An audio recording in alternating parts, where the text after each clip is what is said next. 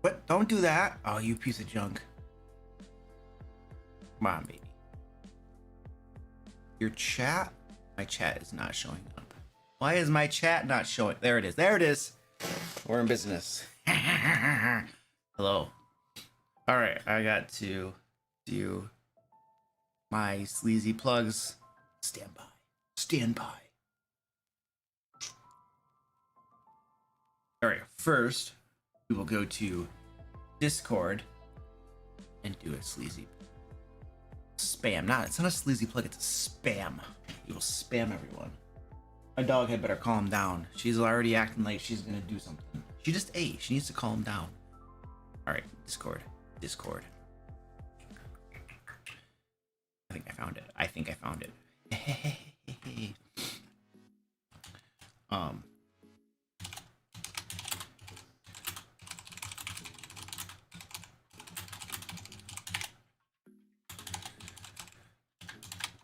And there we go. Whee! Bam. All right, Spamola. And here we go. All right, cool. Now we're just waiting. Hello, ladies and gentlemen. We have not begun yet. That is why it says stream starting soon.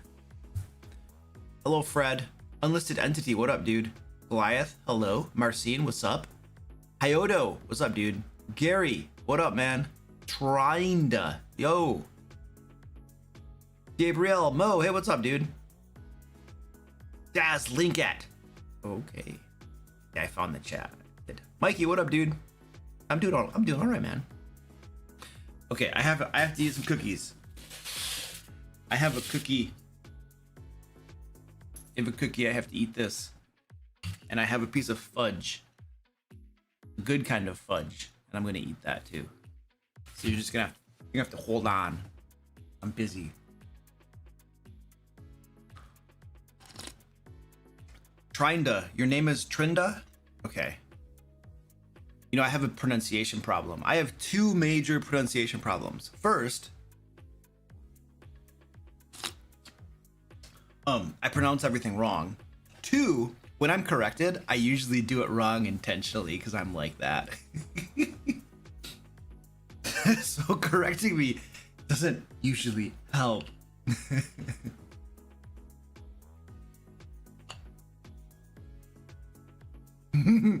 That's an interesting question.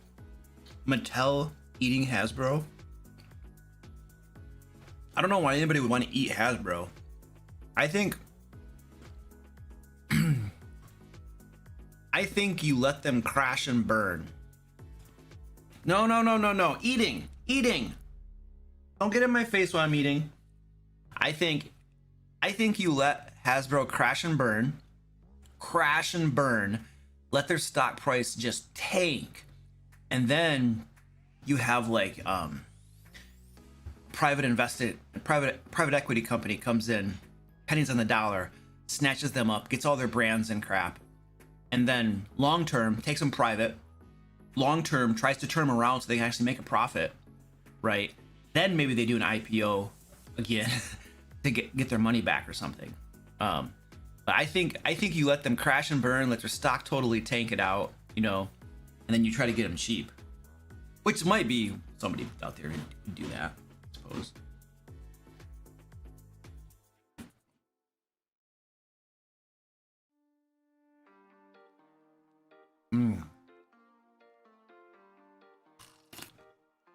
Oh my gosh, Yuri, what up, dude? Yuri says, please, should I just eat this full screen? Some people don't like to watch other people eat though. I heard that once. Somebody was telling me that people don't like watching other people eat or something. So I guess I should probably not eat full screen. Some of you are probably already left, you're already grossed out. He's like, he's eating chocolate and he's eating blah! Yuri says, please tell me at some point you will restock the Lairs and Legends and Loot and Lore bundles. I won't have the cash until tax season and I already missed out on the alt covers. We are sold out of everything on those. I literally have an email. I sent an email last week to our printer asking for some quotes so we can do a print run of those. We are literally working on getting the quotes to do a print run for Lairs and Legends and Loot and Lore. There will never be alt covers again. I just want you to know, because we only do alt covers for the print run of the Kickstarter, and that's it. But we are going to get the standard covers done again. And dude, that takes a while, man. Like, as soon as they send me the quotes over, I'm going to pick a number, pull a trigger, and get it rolling. But it's going to take them probably a month to get us into their schedule, at least. And you have Chinese New Year coming up very soon. So the chances of us getting stuff printed before Chinese New Year is like nil. So that means we're looking at like maybe March to have stuff printed. And then you have like a month at least boat ride over to the US. So we're looking at April probably realistically before we can have hardcovers back in stock. Just straight up honesty, that's probably what it looks like right now. Oh, you know what? I actually have a few hardcovers here at my place. I forgot about that. I have alt covers here in my basement because my fulfillment partner over in Europe sent them back to me because I asked for them, and I have them. So I actually do have a few more. I'll have to get those up on the store. I gotta do a cycle count and then put them up on the store for you. So that'll come eventually at some point. Get in line at the printers. Well, you know, I think we'll be okay. We'll get them eventually. Nihilus, what up, dude? Eat more, need more bacon? Almost spilled my coffee. Well, I mean, I'm gonna put them up in the store, and whoever gets them first will get them. That'll be the way it works.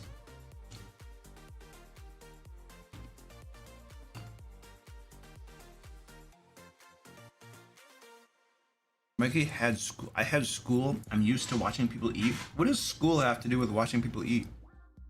Oh, culinary classes. Oh, okay, I got you. You got pinned down by your cat? That sucks, dude. Gotta rub that belly. Have you watched the D&D Adventures channel? No. Have you seen the live plan? What do you think of it? No and no. No, I don't know. I heard it was hard to even find it. They didn't do any advertising, so I didn't even know about it until I started seeing YouTube videos of people criticizing it because they spent all this money getting these famous people to do D&D shows, and they didn't advertise it. These guys are idiots, I swear. Spend millions of dollars maybe to do this big old production, and you don't advertise it. You don't tell anybody about it. It's like, good gravy, man. How boneheaded can you get? This is why Hasbro's stock was under 40 the last time I checked, because they're idiots. Their heads are up their butts half the time, it looks like. I mean, you know, this is just dude on the exterior seeing people doing stupid crap. And you gotta wonder, you know, why are they doing stupid crap?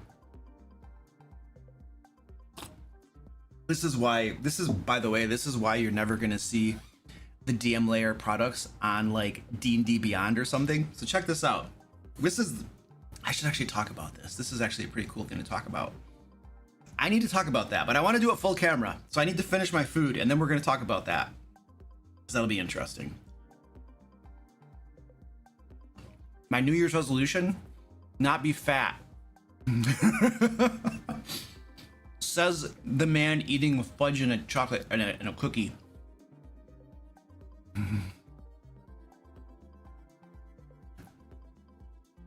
Did I play Baldur's Gate 3? I have never played Baldur's Gate 3. I've never even bought it, downloaded it, nothing. Nothing. It looks like a game that I would get addicted to, and that's a problem because I have way too much work to do to be addicted to a game. I was addicted to Stellaris for about 2 days, and then I got bored. So now it's not a problem.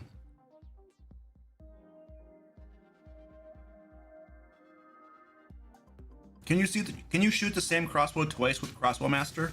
I don't know. We can look up the feat and then we can do an analysis on it. Hasbro stock closed at 48.32. Great. It was over 100 not too long ago. It was over 100 like a year ago or something. So it's lost half of its value since its high in a short amount of time. That's a nosedive.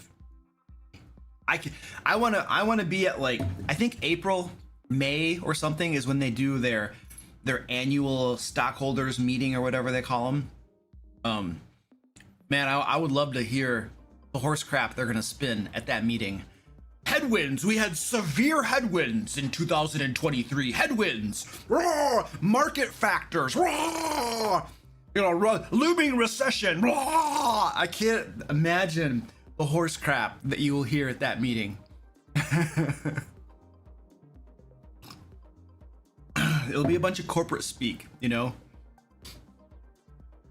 It's their way of saying something without saying anything, essentially. Or you have to decode it. Maybe it actually does mean something to people in suits, but you have to decode it is the trick.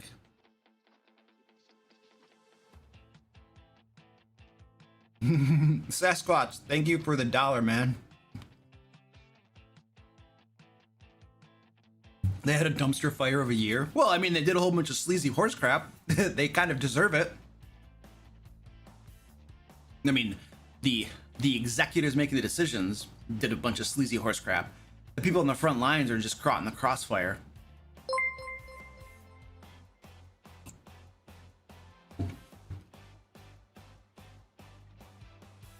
I'm almost ready to start the stream. I'm sorry.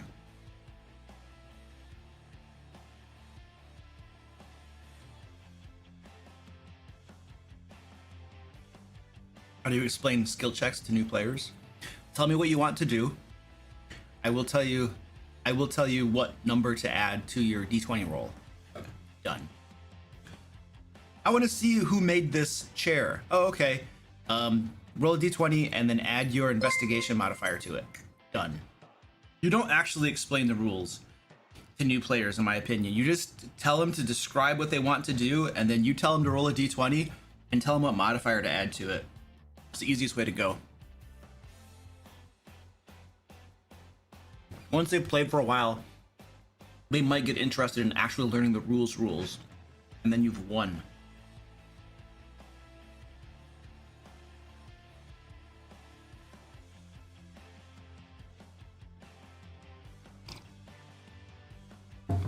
I got like 2 bites left of fudge. Nope, we did it in 1.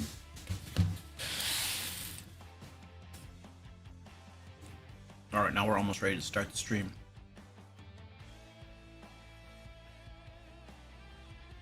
Your videos about the Wizard of the Coast executives were very funny. Well, I don't know if it was I don't think it was. I was probably more about the Hasbro executives, because I think the decisions that we find to be very distasteful, I don't think that they're being made by WotC executives. I think they're being made by Hasbro executives. That would be my suspicion. It doesn't mean that WotC executives aren't on board with it. You know, I just don't think they're the ones calling the types of shots that we are widely criticizing.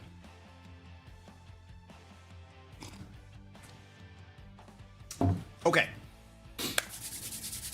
I think we're ready to start.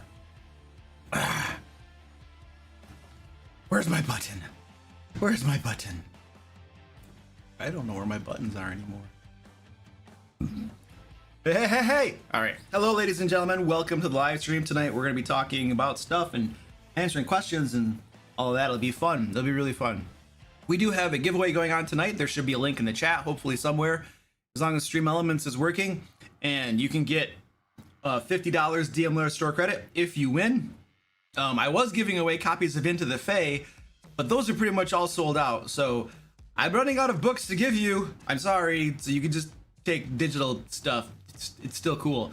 So winner giveaway will be drawn at the end of the live stream, which is tonight in a couple hours or so. So join the giveaway. It's cool. It's free crap. All right. And what's the next thing I got to do? Yes, we are raising money for all God's children. We started doing this last live stream, and we already at where are we? We are at $211 donated thus far. Our goal is $500. Let me go to my other screen over here. So All God's Children, this is their website. There's a link down in the chat. You can go there, read more about them and what they're doing. Essentially, they're helping kids. They're helping kids from impoverished countries, like third world countries and stuff, you know, developing countries, whatever the proper term is these days for this sort of thing. But they're helping kids. They're helping kids that don't have homes. They're helping orphans. They're helping kids get educations. They're helping kids be adopted, international adoptions, all this kind of cool stuff. They have a whole bunch of different ways. It talks in depth on their website about how they're helping kids. Now, we are raising money here. All tips, 100% of all tips will go to these folks. Once we hit $500, we make our donation and we're good to go. If you want to donate to them directly, you're welcome to do so. Just go to their site and then you can donate directly. I don't have to be your middleman. You can just give it directly to them if you want to. Another cool thing that they do is they have direct sponsorships where you could literally just sponsor a child that you would like to help pay for food, housing, education, and that sort of thing. So they got a whole bunch of kids on here, so you can also go do that. So these folks are also, they do international adoptions too. These folks are active in human trafficking, like preventing human trafficking or helping the victims of human trafficking as well. So that is one of the big reasons I support these folks. So if you want to help donate, feel free to do so with a tip. Help us toward our $500 goal, or you can go directly to their site and donate to them. Wee! All right, so that was that. So we got the giveaway, we got the charity. All right, now we got to do my patron shout outs. And then we're gonna talk about stuff. All right, so you were seeing a bunch of names on the screen. These are our wonderful DM Lair patrons. These folks help support all the work we do. I'm deeply appreciative of these folks. They also get our premium publication, Lair Magazine, every single month. They also get map packs, digital maps that you can use in your games every single month. We recently, starting in January, we started publishing Escape from the Fae, which is our sequel to Into the Fae. And Escape from the Fae is going to be published out every one adventure a month during 2024, and then in 2025 we'll kickstart a physical book of it so we can get books in people's hands. So that is starting to come out for patrons as well. Starting literally a couple days ago, I released the first installment of Escape from the Fae. So our patrons get a whole bunch of cool stuff. And these folks right here, they pay extra to get their names read out loud, and they also get extra goodies. Let me find my thing and I'll read their names. All right, here we go. Agile Monk, Alex S, Alexander O, Alan D, Amanda W, Ambers, Angelique K, Anton K, Art Soccer, Ashley Alucas, Beavis Khan, Bees in Space, Black Wolf, Brad M, Bradley H, Brandon A, Brandon P, Brian D, Brian O, Brian the Lion, Brian J, Carl C, Caddick Wolf, Chris C, Kristen D, Christine B, Christopher G, Colette H, Colin W, Connor D, Contre Gravy, Corey A, Courtney H, Dazwood Up, David S, Dawolf, Dalen W, Dean B, Derek E, Derek K, Dice Goblin Wannabe, Dominic S, Don D, Dazm, Dungeon of Terror, Dutch, Ed R, Edward B, Edward L, and Frabo, and Dorian72, Eric B, Erno, T, Gabriel T, Gary C, Gene A, Generic Throwaway, George E, George R, George Greg P, Guapo, GDTM, Heart on Gale, Helltongue, HLD, Iron Cascade, Jackie Pizza, Jake L, Jacob K, James C, James K, James L, Jan F, Jennifer M, Jeremy W, Jeherig, Jim P, Joanne P, Joel, John A, John J, John the Wicked, John Pinkanos, Jonathan F, Jonathan S, Jonathan V, Jordan, Jordan A, Jose, Joshua H, Joseph W, Josh M, Josh S, Joshua G, John Juan, Kamada, Kenaka Tetsuku, I'm sorry. Kevin, I screw your name up every stream. I know I do. Kevin F, Killsaber K, Kevin gets 2 shout outs apparently. Kirby, Curry, because there are no 2 Kevins in the world with the last name F. They don't exist. He's cheating. He gets 2 of them. That's not fair. Curry Claw, Laura L, Laser Scion, Letter Mage, Lionheart, Linda, Loki, Lord H, Luke E, Matlock, Macy S, Magna, Marcel V, Matt S, Matthew C, Meepanone, Meepy, Michael G, Marostal, Mitchell, Mo20s, Mordakin, Mr. Allen, Nerd with Glasses, Nerd over 900, Nicholas S, Nick H, Neareth, Old Man Mage, Paul B, Paul S, Pethnick, Pivo, Porkchop Bacon, Puppet Master, Quith, Randy B, Rebar, Renner C, Richard M, Rob W, Robert C, Robin B, Ryan, Saul R, Sakura, Samuel M, Scott R, Scott S, Sabaran, Shadow, Shane L, Simf, I just cut your numbers off, Shadow, I'm getting tired of saying your numbers every stream, Shadow. All right, so you're just Shadow now. Shane L, Simfan, Soul. These guys got twice. Jeez. Soul Bora Gaming, Sofa Man, Soul Nihilstan, the man Steven G / maybe Stefan G. I don't know. I get confused. Just put the right letters in. I'm pretty sure this is a Steven T. And then Steve S, Sturm, Tactical P, Kylan P, Terry V, the 3/4 Hospital, the old DM, the Wookiee, the Fuzzle, the New Bad Ombre, Thomas F, Thomas J, TK, Tommy, Travels the Lost, Trinity Series, Thwarner, Tyler D, Tyler R, Unalloyed, Undying Warlock, Valagor, Vent, Sanj, Victoria Q, Vinny, Vladimir S, Walt O, Wesley, William, CXX Redrum, Zachary J, Zombie Trobby. All right, sweet. It's the slaughtering of names. All right, cool. All right, let's talk about some stuff. Spam your questions if you have been ignored. It's like everybody. It's like, Luke, you haven't answered any of our questions yet. It's like everybody. So what we were talking about, I had a couple super chats, so let's see. The Sasquatch, thank you for $1. I got you. Something official. Hey Luke, what is your favorite pre-written adventure for 5th edition and why? My favorite pre-written adventure? Well, the thing is I don't actually play a lot of pre-written adventures, guys. Very few of them. So like, and I don't read them. And even if I did read them, listen, reading a pre-written adventure does not help you determine whether it's any good or not. Like, I think a lot of people probably do YouTube videos and stuff where they're reviewing adventures and they do these, like, what do? They do the listing, the ranking.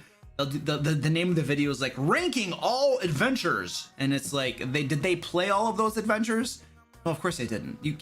I mean, maybe someone out there has. That's commitment, but they just maybe read them or something. And you can't tell if an adventure is good or bad until you play the thing, in my personal opinion. And then, even then, the Dungeon Master has a big sway in whether it's good or not, because you tweak the crap out of those things. So I haven't played a whole lot of them, nor have I read a whole lot of them, so I can't really tell you what my favorite one is. I literally can name a couple that I've played, but that tells you that's no good information.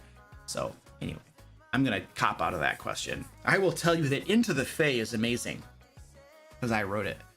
I think that is about an unbiased opinion, statement of fact as you can possibly get, right there. Corey Davis, $25 chip for charity. Thank you, Corey. Thank you. You can see our little counter just went up. We're almost at $250 for All God's Children. And there we go, Lord Alathar Thorn. Oh no, I just pronounced his name wrong, and now he's gonna take his money back.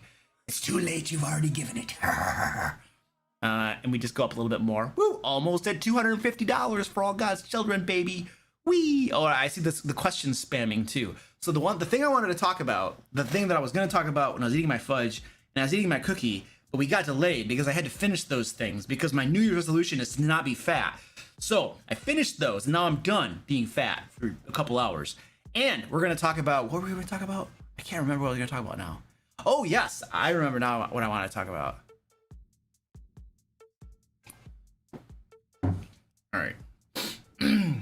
I'm going to go, I want to show you something that I noticed on D&D Beyond, and I'm going to give you my analysis of what this is. Well, it's not there anymore. Let's see where it was. Is it gonna show here? Oh, come on, you gotta.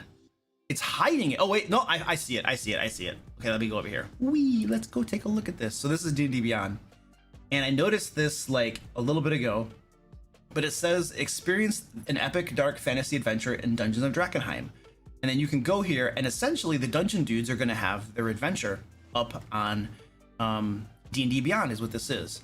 Okay. And I'm not commenting directly on their adventure. I'm sure it's amazing. I've not played it, run it. I know the two dudes are pretty cool, so I'm not commenting on their adventure. What I am commenting on is I think this is something that you're going to see. I noticed that their adventure, Dungeons of Drakkenheim, is going up on D&D Beyond. And then I had a thought. I had a thought. Do you remember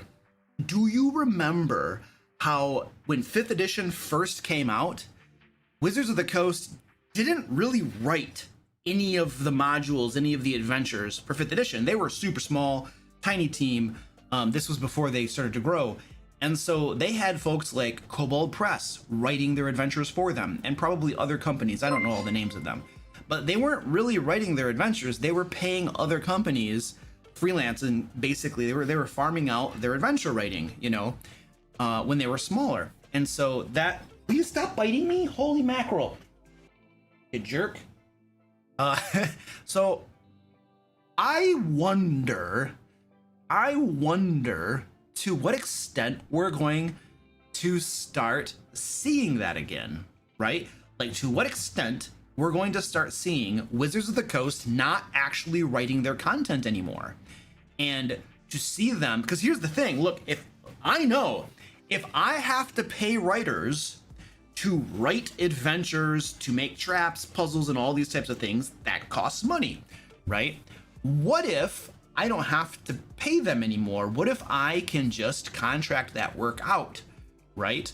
Contract that work out. But here's the thing, I don't literally pay people to write the adventures for me. What I do is I say, hey, if you have a module, something you've already written, you can put it on D&D Beyond, post it here, and we'll keep 25%, 50%, whatever it is. We'll keep a portion of it, and you get everything else. You're going to have massive exposure to all of these customers on D&D Beyond, right? You're going to get tons of revenue, customers, all this type of thing. All you have to do is put the thing that you already made, put on our platform, and you're going to make some money, big time. We're going to give you big exposure, right? And the thing is that by doing that, right, Wizards of the Coast doesn't have to pay writers.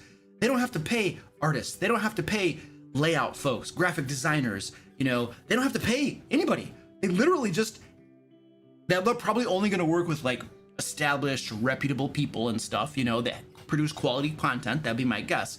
But essentially, if they don't have to pay all those folks, right, their overhead just goes down to this. And all they have to do is maintain their site and then get other people who've already done the work or will do the work to put their stuff up there. It's like printing money. It's free money. All you have to do is maintain your site, right? That infrastructure of hosting, and then other people create the content for you and they put it on D&D Beyond, and it's pure money. You know, it's like you keep probably 50% or something, right? And then the other people, you know, their audience, the people that buy their products, is just blows up because now they have prime time exposure on D&D Beyond, right? Hold on a second.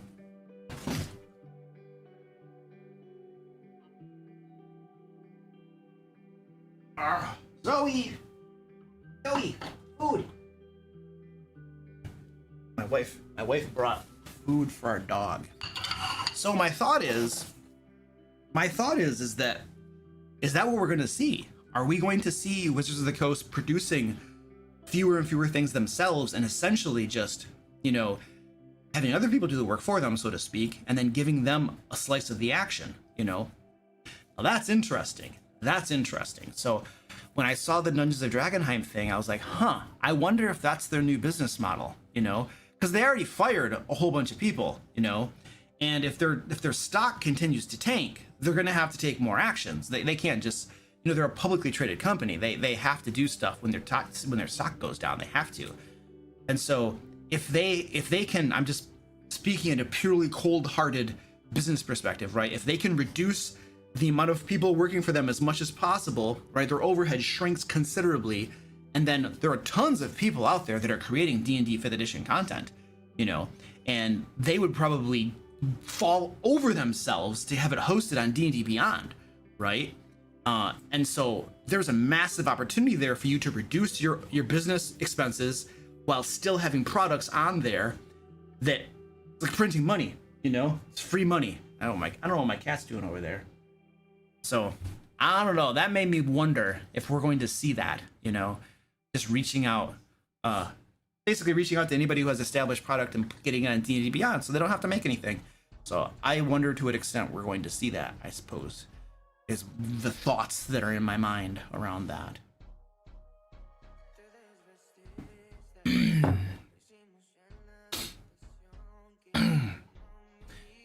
Yeah, that's true. If they wanted to create, if people want adventures in certain places like Forgotten Realms, then you would have a licensing issue because nobody's going to create that unless they get licensed for it first, because so that's really true.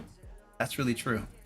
Yeah. And probably the reason you'll never see any of my crap on D&D Beyond is because I actually speak my mind about like Hasbro doing sleazy crap, and that probably doesn't make them happy, but that's okay.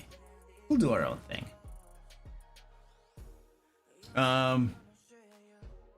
Super chat, David Neil, thank you, sir. Luke, can you talk about not putting DM Lair product on D&D Beyond? I think I just did. I don't think that they'd ever allow me to do that. You guys think about this. Use your brains, okay? Just let's think about this for a moment. When you had the OGL debacle going down and just absolute sleazy crap storm, right? When the OGL was going down and it was just this sleazy, horrible business move, right? Think about it. Like, there were some people who were outspoken about it and there were others who didn't really say anything, right? Now, here's the thing. So the people who didn't really say anything, they probably have a shot of getting their crap on D&D Beyond, right? Because they're thinking, man, if we want to do business with Wizards of the Coast, we got to play nice. And yeah, they're doing something really horrible right now, but if we say something about it, that's going to shoot us in the foot and we're never going to be able to do business with them because they're not going to forget that. So we got to kind of keep our mouths shut and not say anything about it, because that allows us to then in the future maybe, do some business with them, And so I wasn't one of the people that mostly kept my mouth shut. And so I don't continue to do that today too. I just, like, when they laid people off right before Christmas, I was like, yeah, I'm going to talk about that. So like, I don't think that I don't think they like me. So I don't think we have to worry about my ever having to choose whether my products are going to go up on D&D Beyond or not. I don't think, I think that door shut a long time ago because I just don't, I'm not going to just keep my mouth shut and ignore horse crap, thinking about, oh, but if I'm quiet and I just say nothing, I'll make money. I don't think that way. So that'll never happen. It'll just be me selling my crap on my own site, Me and my team. I have a team too. Okay, let's talk about some other stuff. We got other questions and stuff. There was a spamola a little while back. What is my dog doing? I don't like it when she wanders around. What house rules do you use in your campaigns? As few as possible. I'm doing prep and have come up with probably too many. Can there be too many house rules? Yes! Look, you need to have as few house rules as possible. Like, at some point, if you have a binder of house rules, you have to ask yourself, why am I playing this game system? Because you're not playing that game system. You're playing your own games. I don't know. I tried to have as few house rules as possible. I don't like house rules. It's like, when you have to have something, you have to have something. But as much as possible, I want to play the game as written. And then if I need to tweak something, then you tweak it. Or you say you can't use this. You say this class or whatever is too OP and we're not going to use it. But I don't like house rules. So yes, it's absolutely possible to have too many. And I don't have that many. I have a handful probably. I don't even know what they are offhand. I have a list of them somewhere. But have you read through Chains of Asmodeus? I don't even know what that is. It sounds familiar, but I don't know what that is. I don't keep up with like products that Wizards of the Coast makes. If that's something they made, I don't keep up with their products. I have not paid attention to their products since January of last year. I don't care about what they do anymore. What do you like better, the dungeons or the dragons? Dungeons. Dragons get the problem with dragons is if you actually play a dragon like you should in combat, the players lose every time. Like this is my dragon. First of all, the dragon should fight outside, hopefully, or their lair should be very nasty. But my dragon is going to do something like pop up, grab one character, drag them away, kill them by themselves. We're done. I return, I breathe my breath weapon down at you from way above, so it hits everybody. Okay, I fly away for a minute until my breath weapon recharges. And then I come back, and I breathe it on you again. And I fly away. And I come back, and I breathe it on you again. Or I go down under the water, and I pop up and grab one of you. I grab the wizard, I drag the wizard away, and I maul him to death by himself, where nobody can help him. Like, this is how a dragon should technically be run in combat. Like, they should just annihilate. Like, you can fly, super fast speed. Like, you should just annihilate the characters. They would have no hope at all. And yet, if you do that in the game, that's very not fun for the players. You know, so what do we have to do with our dragons? We have to do stupid stuff like, I sit down on the floor in front of you so you can hit me. I don't know. I mean, I'm exaggerating to make a point, but dragons, I don't know, dragons don't excite me, because if you really play the dragon, like it makes sense to play the dragon, players get obliterated. So I like dungeons. Dungeons are always fun. When it comes to your players creating their characters, what way do you prefer them to do stats and why? We do point by. Point by is how we do it. Rolling for stats can be more fun, but there's always a player who gets screwed, and then that's no fun for that player. Unless, I mean, you know, there is something to be said about getting a crappy rolls on stats can be fun, because then you're role playing a weak character and stuff like that. But you know, that takes the number of people that will roll stats and get crappy stats and love playing that character are in the vast minority, I feel like. And most people are probably going to feel a little crappy if they get a junk roll on their stats. Now, the people who are okay with role playing weak characters will just kind of like, you know, talk down and be like, well, you know, playing a weak character is cool, man. You should, you know, back in my day. I don't know, dude. So people probably talk down to that, you know, but the fact is that a lot of people don't like getting junky rolls on stats, because that sticks with you forever during your character. So I do point by. It's fair, it's equal, everybody has equal, nobody gets screwed, you know, and it allows people to make their characters away from the table, because there is no way that I am going to let you roll the stats for your character if I'm not watching. No way. Which means you got to do it at the game table. So I don't trust players with rolling stats, let us say. It's too tempting of it's just too tempting. I would cheat at it, man. I need accountability. Everybody needs accountability when you're rolling stats. So it puts some restrictions on that, you know? All right, let's see. We got any more questions. Now I'm going to the bottom of the chat. I pulled some questions from the top, and now I'm back at the bottom. So I probably skipped a bunch of people, and you can spam your questions. Kajik Cat says, Wizards of the Coast new books are pretty bad. You know, I mean, it's hard to make a good book. It's hard to make a good module. It's hard to make a good quality product. It takes a lot of work, right? It takes a lot of work. And when your stock is taking a beating, and you have to get rid of people so that your stakeholders, their share prices can go up, and you can clean up your P&L for the new year. When you have to do that stuff, and it's hard to make these products, then, you know, and you're not doing a good job at it, and people keep complaining about how bad your products are, that, you know, that's what I was saying.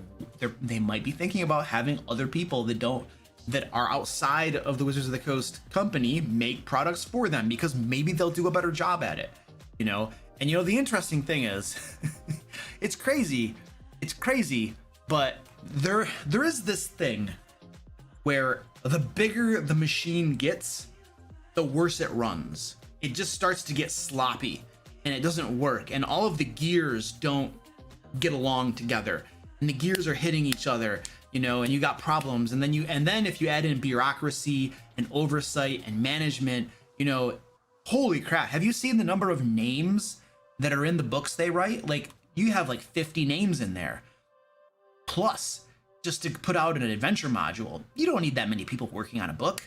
That's crazy, man. You need a handful of people, you know, working on that thing, and then some artists, you know, to get some cool crap in there. So like, that's what you need. You need a handful of writers and some artists, and you can put together an amazing adventure module. You don't need 50 to 100 people working on a book to put together an adventure module. That's just bloat, dude. Like, that's crazy, man. And the interesting thing is the people, you need like a dedicated team to do that, right? But they probably have those 50 people.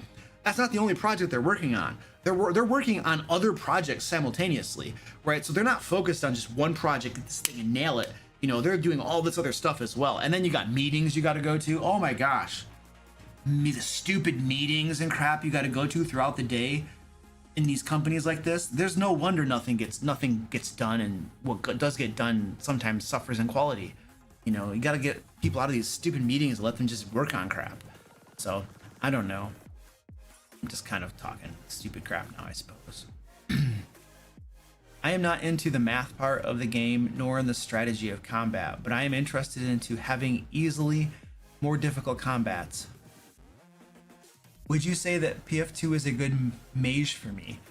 All right, I'm gonna have to just try to decipher your question. I'm not understanding. You don't like the math part of the game and you don't like strategy of combat, but you are interested into having easily more difficult combats.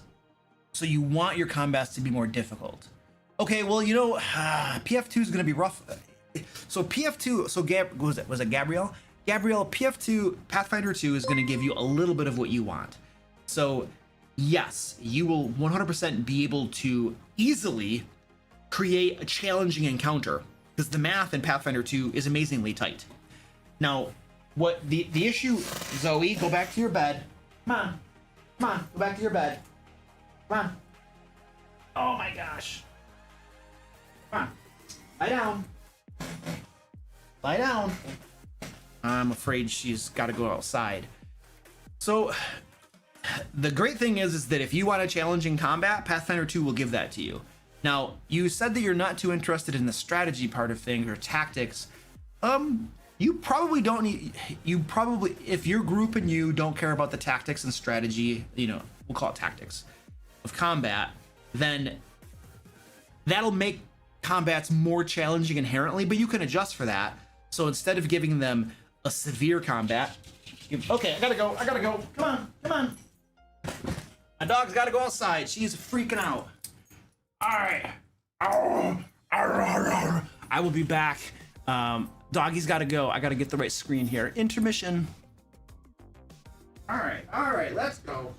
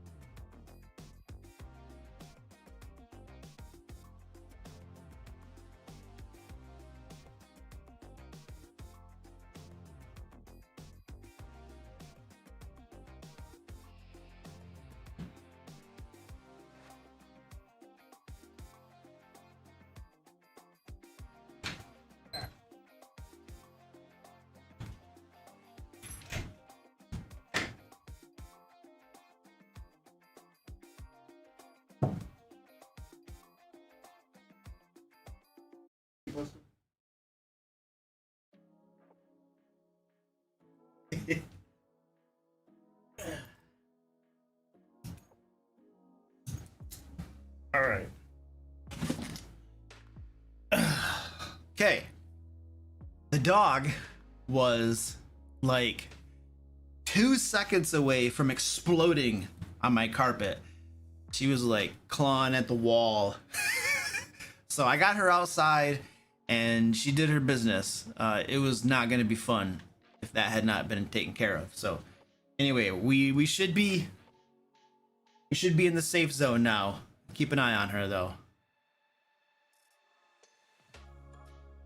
All right, yeah, she got out there immediately and was like, bump, bump, bump, bump. And then she exploded. So it was a close call. What was I saying? So Pathfinder 2, Gabriel was asking me about something about Pathfinder 2. Good gravy. I answered part of your question and then I got sidetracked. Well, yeah. You're not into the math part of the game, strategy combat. So look at the math. The math in Pathfinder 2 is no more challenging than 5th edition D&D. You roll a die and you add numbers to it. It's not that hard. So I don't think the math is more challenging. And the strategy, you can just ignore it. The tactics, you can ignore it if you want to. So this is what I've done for my Pathfinder 2 games. I have, there are certain things in the Pathfinder 2 rule set that I don't care for, and I don't use them. I just don't use them. Like my players will feint and they'll do these intimidates and things to get these little modifiers and stuff. I'm tired of that. And like if they want to do it, that's fine. But my monsters, I'm just gonna beat you up, and I know I'm not optimizing, and oh my gosh, there's certain things that I'm just like, yeah, I'm not gonna do that. And they have complex rules to govern things like social interactions. Like there are very specific rules that govern how to do social interactions. That's the talky bits when you're just talking to somebody. And I'm like, just roll me a diplomacy check. There we go. Roll me an intimidation check. There we go. Roll me a deception check. There we go. Just roll me the checks. Like I'm not gonna follow these very specific, like, coerce and all of these very specific rules they have. It's like, some of that stuff is just like, that's too granular for me, and the thing is that especially with social interactions, the more complex the rules are around social interactions, the less interesting the social interaction becomes, because then you're not concerned so much about what you're saying to the NPC and actually having a conversation. You're concerned about the rules that you're going to implement and use and which ones can be most advantageous to you. It turns into like, I don't know. So anyway, I think the way to have good social interactions is to not use a bunch of rules. Use as few rules as possible. So anyway, I think Pathfinder 2 could work for you with what you're kind of seem like you're saying, but you'll have to tweak a few things about it. But if you want a challenging game, and if you want to be able to create challenging encounters, D&D 5th edition is not the game for you, because you don't get that at all. It's a sloppy mess in that regard. What's your affiliation with the orphan charity? Nothing. I have no affiliation with them. They're asking about so we're raising money for All God's Children right now. We're almost at $250 of our $500 total goal. These guys do a whole bunch of cool stuff for kids in developing countries, like education, food. They work with the institutions where they live to help them and stuff. They do international adoptions. They help with human trafficking. They do a whole bunch of cool crap. And the person was asking me what my affiliation with them is, and I have no affiliation with them at all. I learned about them on the news, and I saw they were doing good work, and so now I just try to support them. So that's really all it is. So if you want a tip, 100% of all tips go toward All God's Children. And when we get to $500, which is our goal, we will make that donation. You can go to their site and directly support them as well. You can also do the thing where you sponsor a child, and just pick a child and you directly sponsor a child. I think it's $40 a month, and then you help pay for food, housing, education, all that kind of stuff. So help support them. It would be awesome. HC Magic, thank you for the super chat. Thanks for all your content and hard work. You are very welcome, dude. Happy to help. And then Game Master Dude, thank you for the $2 super. I appreciate that, man. I think I got caught up on... Oh, I missed a super chat. I'm running a starting campaign using Legendary Minds of Phandelver and DOIS. What the heck is DOIS? Descent on Insist. I have no idea what DOIS is. Do you have any advice how to integrate the two sets together?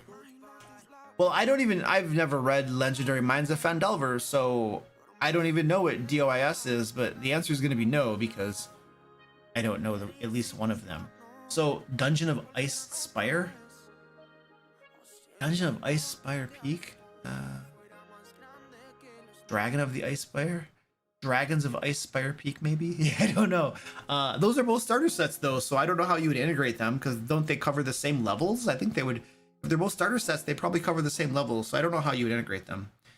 But anyway, all you have to do is you just need to find a way to tie them together. So, for instance, I'll just give you an example. And the way to tie them together, you have to figure that out. That's your brain using your creativity thinking. This is what game masters do. But I'll give you an example. So, I was running Dragon Heist, which is not a heist, by the way. Did we publish those yet? I think either we published some heist adventures or we're about to in Lair magazine, and they're actual heists. But I can't remember which month they come out in. Goliath Cleric might know. But Dragon Heist is not actually a heist, for the record. But I was running Dragon Heist and for a group, and I was going to run Dungeon of the Mad Mage afterwards. And that group ended up disbanding, and we didn't get to do it. I got too busy and I had to cancel the group. What are you going to do? But I was like, I needed to find a way to tie the one adventure into the next adventure. And so in Dragon Heist, there are like different factions you can choose to be the villain. And one of the factions I decided was going to be the patron of the group. Jarlaxle, I forget. He has a band of thieves. I forget the name of his band of thieves. But I chose Jarlaxle to be the patron of the group. And so basically he was going to, throughout he became their patron, or he was going to, as they ran Dragon Heist. And then to transition to the Dungeon of the Mad Mage, I was going to have Jarlaxle be their patron who would want them to go into the Dungeon of the Mad Mage for reasons, right? And I'm not going to go into what they were, but he was basically, that was how I was going to tie the two in to each other. You know, hey, you did a good job with this over here, the Dragon Heist stuff. Now there's this big mega dungeon over here, and I have a whole bunch of objectives that I need to get accomplished, and I want you guys to help me out. And so I found a way to tie them together. That's what you do. That's your example. Bregendareth, there you go. It's like Bregendareth, something like that. I know it has a fantasy apostrophe in there. Yeah. Yeah, there you go.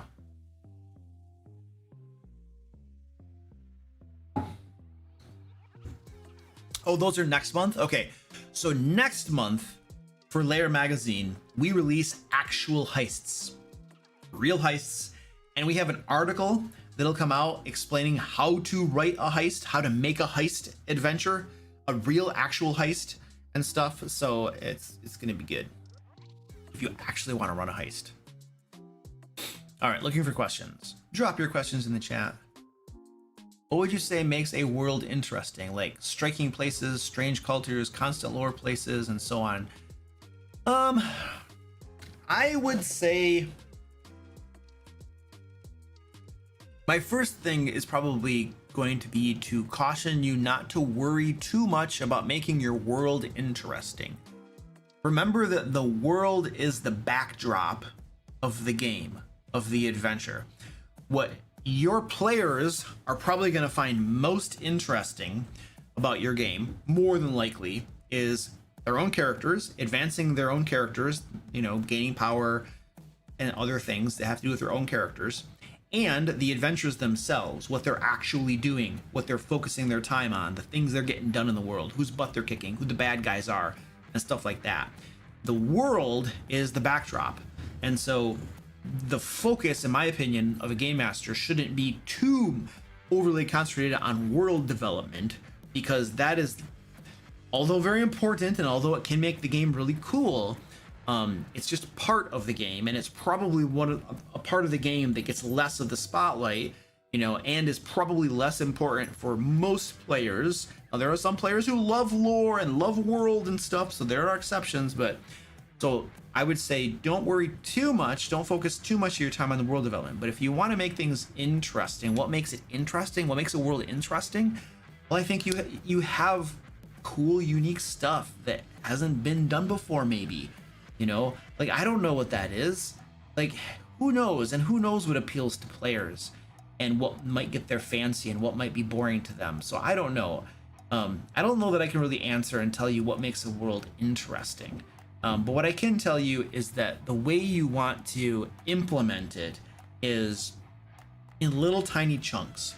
So if you have interesting features about your world, you want to reveal them a little piece at a time, For instance, I was recently designing my Pathfinder 2 group is going to, it's called Thieves Abound. They're going to be traveling from this place to this place.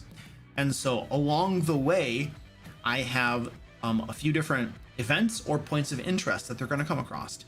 And when they do these travel things, and I plan, you know, some stuff for them to encounter as they travel, usually one of those things is a point of interest. And that point of interest usually has nothing to do with combat or anything like that. It's purely a unique location that will be interesting and will reveal something about the world. It'll reveal something about the lore of the world. In this particular case, it's in Eberron, and the point of interest is going to reveal something about the past of Eberron. It's not like it's a secret. If you read about Eberron, you'll know this stuff. But my players haven't necessarily, I don't think any of them have played in Eberron before. And so what I'm doing in my game is I'm slowly revealing information about the world. Like, they'll go on a quest that has to do with a cult in Eberron. I forget the name of it now because I'm on the spot. But I'll just slowly dole out little pieces of information about the world, and they can learn more and more about it, you know? Like, oh, there's a fallen goblin empire, and there's this, that, and the other. And so in little tiny pieces, you want to put it out. And then I try to have every time I make an adventure, I'm consciously like, okay, what kind of lore or world information am I going to weave into this adventure, and how can I kind of get it in here? You know, not in a very overt way necessarily, but subtle. Make it subtle, you know. And that is probably a much better approach than being very overt and in your face about it. And because again, it's the backdrop. So you want to be there because it can be very cool, but if you focus too much on it, then maybe it's not so cool anymore. Yeah, we do have a giveaway going on, guys. There's a link in the chat if you want to enter the giveaway. You get $50 store credit for the dmlair.com. We have a whole bunch of cool crap over there. All right, questions. My DM accidentally made a monster requiring a nat 20 to hit it. Accidentally. And 300 effective hit points.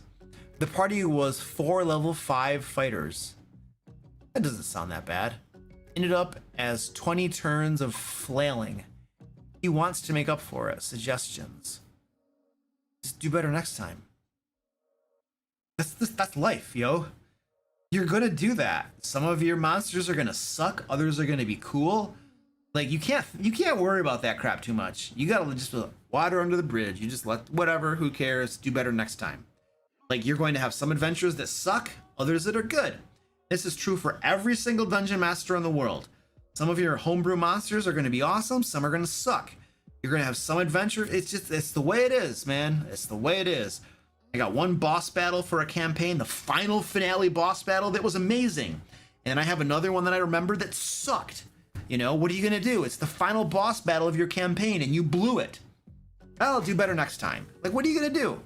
So you don't make up for it. The way you make up for it is by learning from that and making your next monster better. That's how you make up for it. You know, if the party lived and they survived and everybody was like, dude, that was 20 rounds and that sucked, you know, then well, that sucked. You learned something, didn't you? Don't do that again. And your dungeon master should know better now, you know? But I wouldn't make up for it by like, oh, I'm gonna give you guys all magic items to make up for that. No. Just do better next time.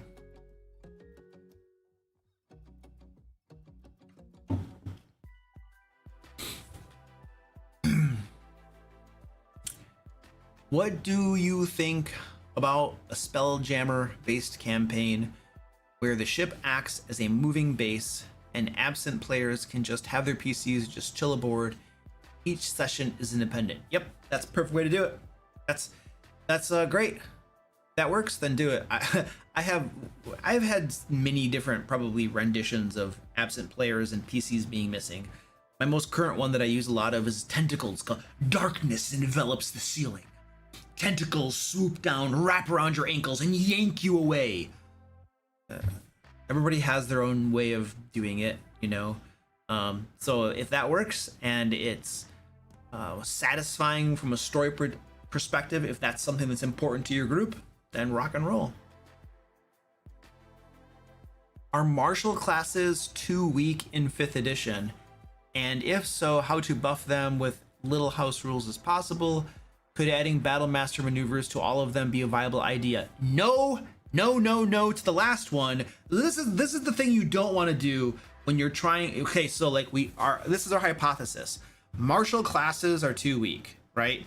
So let's give them all something that's going to make them stronger. Oh, let's give them battle master maneuvers. Okay, that'll make them stronger. Yes, it will. It also makes the battle master suck now, because they've got nothing unique about them. Like, oh, look, I'm a battle master. I have battle maneuvers. Yay! The monk's like, I got them too. Paladin, I've got them too. Fighter, I've got them too. And the battle master's like, well, battle master's a fighter. Battle master's like, well, I guess I suck now. Well, there's no reason to be a battle master, is there? Because I could just be a monk and have all that crap. So if you feel that a class or something is too weak and you want to give it a buff, fair, but don't de facto nerf something else in the process. So for instance, in this case, battle master got a heavy nerf because everybody else got his crap. You don't want to do that. It's like if you feel like the ranger is too weak and you're like, let's just give him wizard spells, yay, you have full access to all the wizard spells, and the wizards are like, what the crap, dude? Do I get access to all the ranger stuff? You know? So you gotta think that through. Don't inadvertently nerf something else in the process. Now, so that's what you don't do. To the original question, are martials too weak? Some of them are, some of them are not. Paladins to this day remain my de facto gold standard for a powerful class. If there's something else out there that like is new or something, and I'm like, I wonder if this is too powerful, I compare it to the paladin. If it's not more powerful than the paladin, then it's okay, because the paladin is crazy powerful. Fighters, I have seen really good fighter builds, amazing. I had a player did he was a battle master wielding double hand crossbows, and holy friggin' crap balls, this guy was amazing, just destroying crap. So I've seen some amazing melee builds. There are lots of good caster builds too, right? So I don't think that you can just say that martials are too weak in 5th edition. I think what you can say is that 5th edition is not a well-balanced game. And so you are going to have certain subclasses that are weaker than others. And an entire class might be weaker than others because they didn't balance stuff. I don't think that was one of their game design goals, to balance things. I don't think they cared too much about that. They just kind of made cool stuff, right? And it all kind of works its way out or something. I don't know exactly what their goals were, but things aren't balanced too well. And so that's just the way it is. And so if you're gonna be like, well, I want to balance everything, I want to try to balance everything and get everything balanced, like you're playing the wrong game. If you want classes, if you want a game system that's balanced, then you should be playing Pathfinder 2, in my opinion. That's a balanced game. 5th edition is not a balanced game. Now, will 6th edition that's going to come out this year be balanced? I don't know.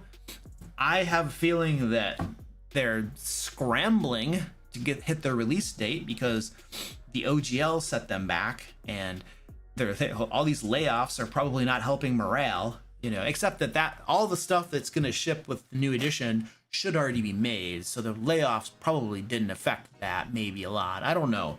But are we going to see, is 6th edition going to be better balanced? I don't know. Was that one of their game design goals? I don't know if that was one of their goals. I don't know what they were trying to do. I know they were trying to redo a lot of the classes, it seems like, to make all of the classes different so that people would buy the new books. They were trying to do that. I don't know what other goals they had, yeah, I don't know what else to say about that. So we'll just go to the next question. The beatings will continue until morale has risen. Yes.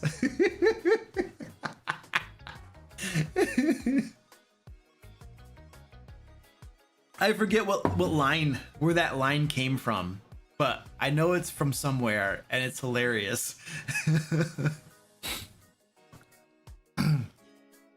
6th edition feels like Tasha's power level for all classes. Well, of course. Like, their lead game designer is on record saying that the reason that the new releases are more powerful is because they want people to feel incentivized to buy the books.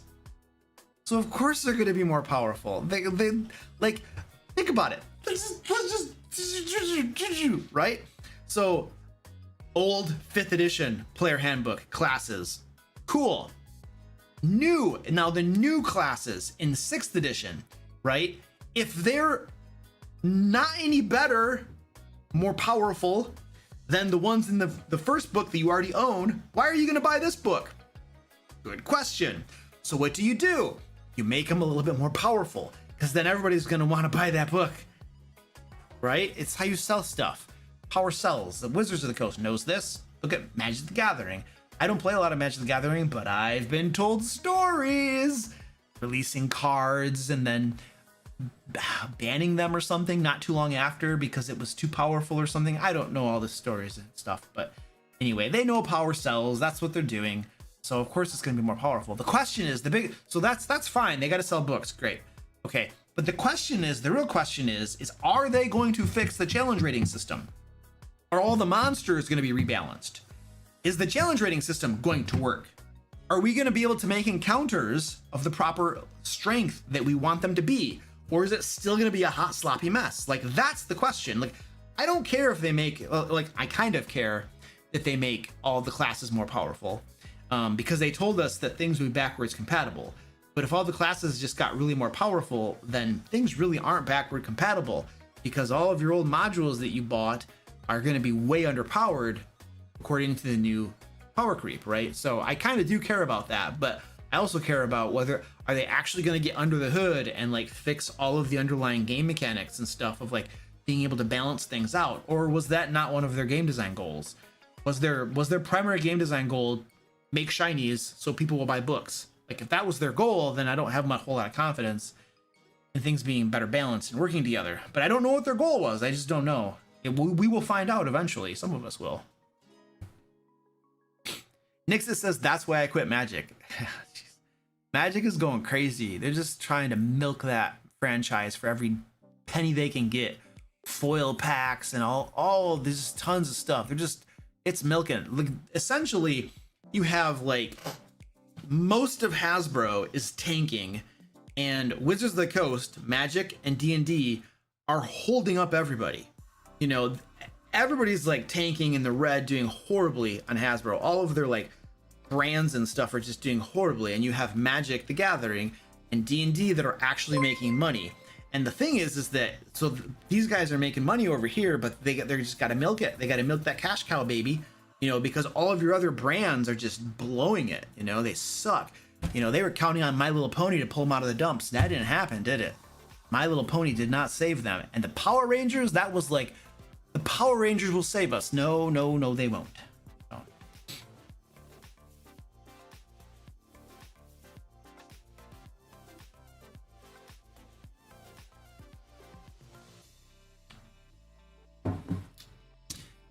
I talked about Hasbro's stuff I talked to my thoughts on them after 2023 and their layoffs and stuff at the very beginning of the stream. A little bit. Thought I did.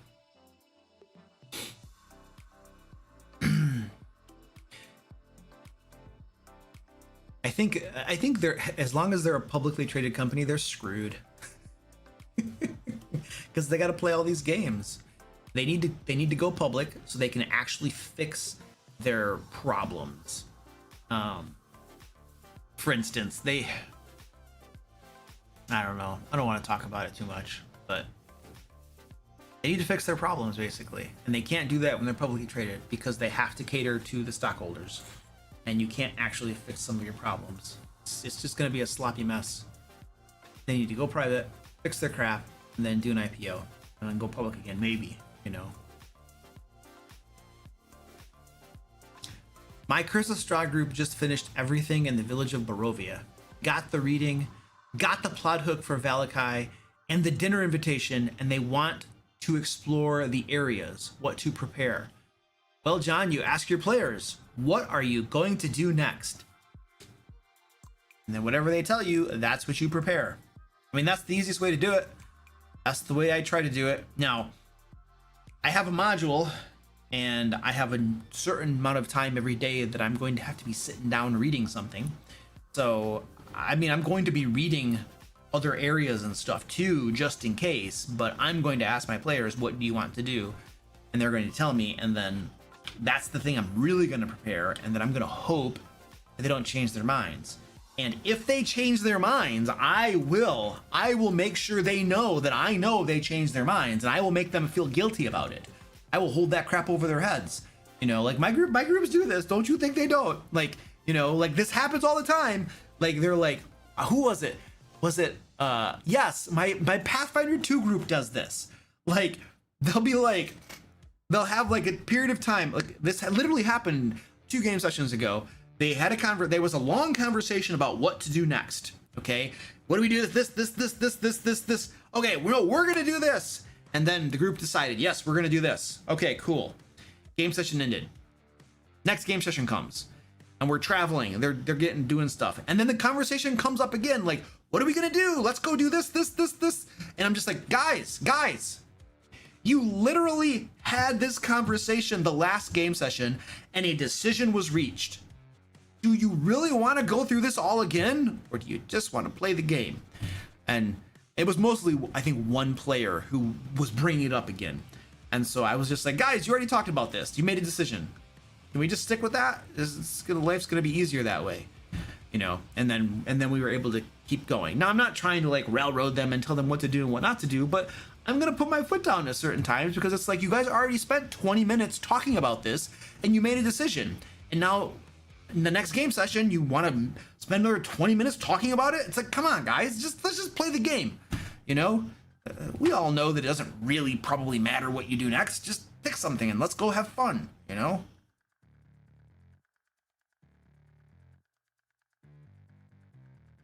Sassy Molassy, hey, I wanted to say how much I appreciate and love the YouTube content. Well, thank you. I appreciate you. I'm a first-time DM, and it's helped me so much. I've learned a lot from the content. Thank you so much. You are very welcome. You're very welcome. Videos will come out every week on Tuesday, and on Saturdays, I'll make a stupid skit, and sometimes I'm going to make fun of morons. So, welcome. I'm happy to be able to help. You said you don't have many house rules, but do you use many homebrew classes? No! I do. Homebrew classes? Woo! A class is probably the most challenging thing to homebrew, because you have to playtest the crap out of that thing, like hardcore. That is a new class. So like, if you think about like the things in the game that affect gameplay the most, an adventure. Look, you know, if your adventure flops or whatever, it's an adventure. Who cares? Your monster. Okay, your monster. You designed a bad monster. Oh, whatever, it's dead. Who cares? That took like, you know, 15 minutes of gameplay. Who cares? You know? So, or you have a monster that's too hard. Like we had an example of an armor class 20 monster with 300 hit points and it was too hard. It's like, yeah, but whatever, you know, that's one game session, it's over, you forget about it, you know. But a class is something that persists for like years potentially in the game. And so it's got to be well designed and ideally play tested, right? And so a homebrew class, you know, should fit, check off both of those boxes. But here's the other thing. Like, I was literally talking with Zach 2 weeks ago about, you know, should we, like, we are publishing Escape from the Fae, which is a sequel to Into the Fae. Into the Fae was a module that I wrote. It takes you from level 1 to 5. I'm now writing Escape from the Fae, which will take you from level 5 to 12. I'm literally writing that. The first adventure came out this month to DM Lair patrons, so I'm writing that.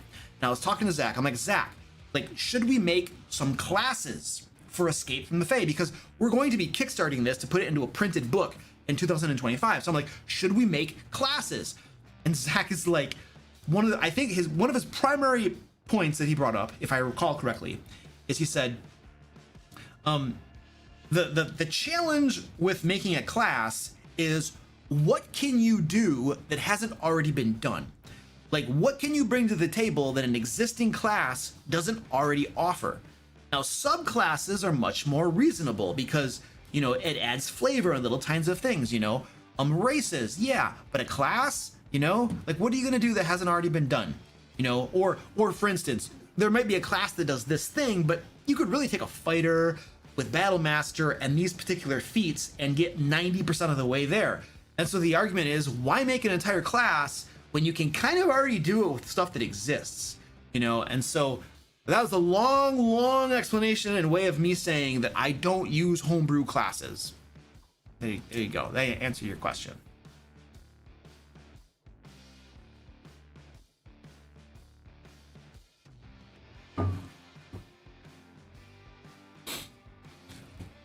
How can I, as a player, help my DM spice things up without dominating the table?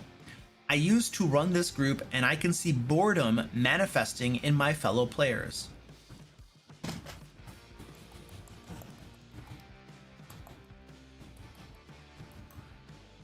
What would I do? So, I feel like if I were in the game, I would know immediately why it was boring.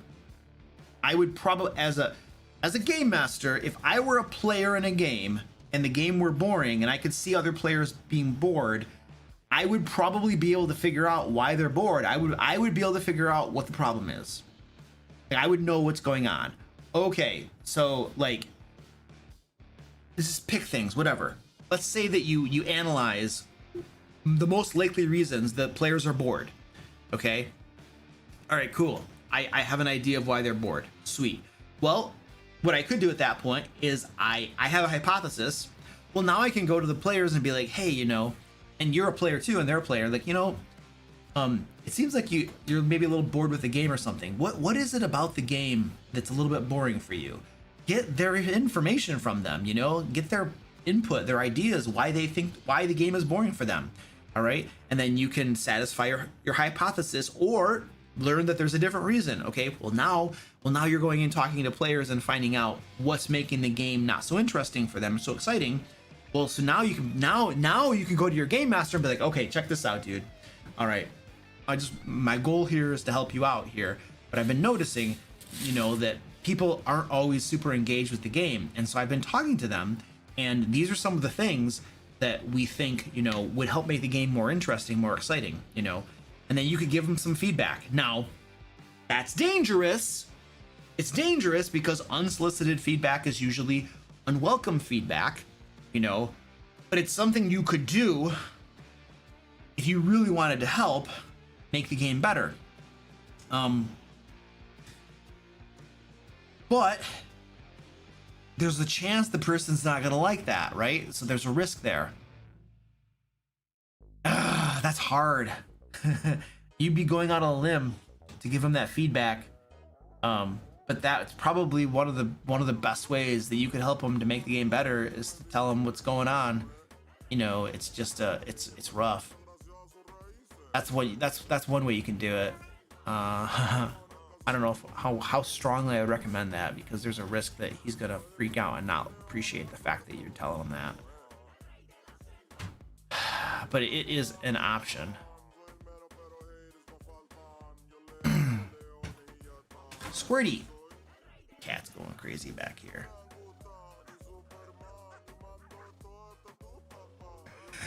Hasbro had to lose millions on the D&D action toys. Seriously, who lined up for a Hugh Grant action figure? They did not make D&D action figures, did they? Are you kidding me? D&D action figures. They did not make those, did they? You gotta be kidding me. Where, are you serious? Oh my gosh. Hasbro's got their heads up their butts. Maybe it was one of those things where they like throw crap against the wall and see what sticks or something. Well, I did a Google search for it and I wasn't exactly finding them. I mean, there are some action figures, but they look like they're really old ones or something. I don't know, man. I mean, if I'm a kid and I'm into D&D, I don't think I'm buying an action figure. I might buy a miniature that I'm going to use in the game. At Ollie's? What the heck is Ollie's? Ollie's Bargain Outlet? Oh my gosh. They're not selling. No. They're not selling, so they're on a bargain outlet? Okay, Ollie's, good stuff cheap. If it's cheap, it's usually not good stuff. You guys, this is like consumerism 101, okay? If something's dirt cheap, it's probably not high quality. Just saying. D&D action figure. I still didn't find anything. I didn't even find anything. D&D. Their site's broken. Their search functionality doesn't even work. You guys suck. You can't even get your website to work. Okay, next, moving on. Ollie's is where products go to die. Oh, you think that was a joke? Oh, it was a joke? Oh, okay. I mean, their search bar doesn't even work. So yeah, that's where things go to die. Yeah. Creating D&D action figures does nothing except to demonstrate how out of touch Hasbro's leadership is from what makes D&D successful. Well, I mean, they're Hasbro, so they make toys, right? And so they figure, I suppose they figure, we're in the toy making business. We own the D&D brand. Let's make D&D toys. I mean, I guess that's what they figure, but they don't really know what D&D is, I suppose. What happened? I just joined and I hear Luke sounding like the world just ended. No, I don't. That's not. You know what? If the world were ending, this is what you would hear. It's more like the receiver slamming. I just pushed the button. Anyway, that's the world ending sound, not whatever you heard. Ollie was selling the terrain sets on super clearance, $50 set for like $3. Hasbro has lost lots of money, especially the Star Wars toys. Wait a second. Hasbro doesn't own the Star Wars brand. That's Disney. Disney owns the Star Wars brand. But is Hasbro making the Star Wars toys for them? I don't know.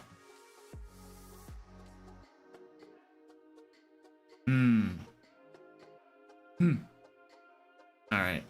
I'm scanning chat. If you have questions, drop them. Ollie's is the last stop before the landfill. How would you build a voodoo priestess in 5th edition with no homebrew at all involved? A voodoo priestess.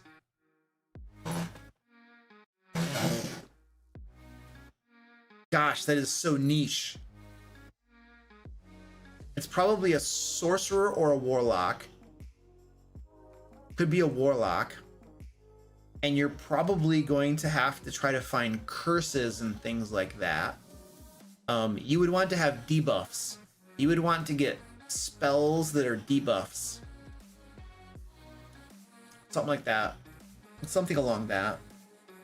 the problem that you're gonna find is whenever you come to D&D with a specific thing in mind of what you want to do, like I want to build Wolverine or I want to build He-Man, you know, and you have this very specific thing and it has to do these specific things, like, yeah, you're gonna have a hard time doing that. You're not gonna find exactly what you want. You can get close, but it's not gonna be perfect. Max Blaze. I wasn't ranting.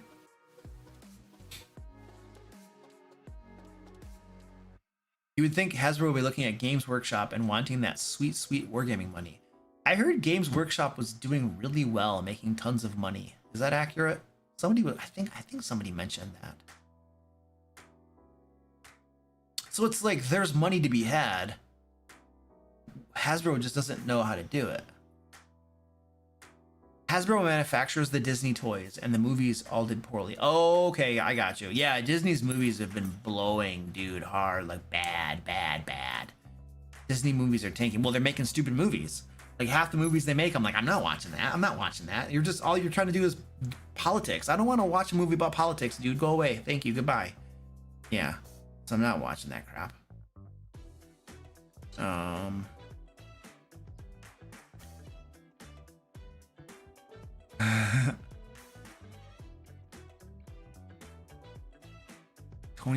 Building Tony Stark as an armor artificer.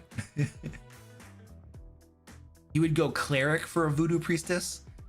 Whether you're going for pop culture voodoo or the religious form of voodoo, there's probably a cleric domain that will work for it. Oh, that could work. Yeah, you find the right one. Sure. Yes, Warhammer is super expensive. And you know, Warhammer has this thing too where they have a very specific schedule of, I forget exactly what it was. I don't play Warhammer, but I was listening to somebody talk about this. Every 3 years, they update the rules. That's just how they do it. You get new rules every 3 years. And then there's another, I think, what do? There's a year that they release new armies or something, I think. So it's like, they have a specific schedule where it's always the same rotation. New rules, new armies, something. There's a specific thing they do. And everybody just knows. And so Warhammer, just Games Workshop knows, like this year, we're making new rules. We're making a bunch of money on new rules. People buy it. Boom, new rules. Cool, make money. This year we're releasing a bunch of armies. Okay, people buy them. Cool, make a bunch of money. And then I don't know what they do in the other year, but they have like a rotation, is what this person was saying. So, you know, and I guess they make a lot of money doing that. And they just tell people that it's new rules, you know, and they don't say they're not. It's not a new edition. It's not new. They don't lie to people. And I guess it works for them.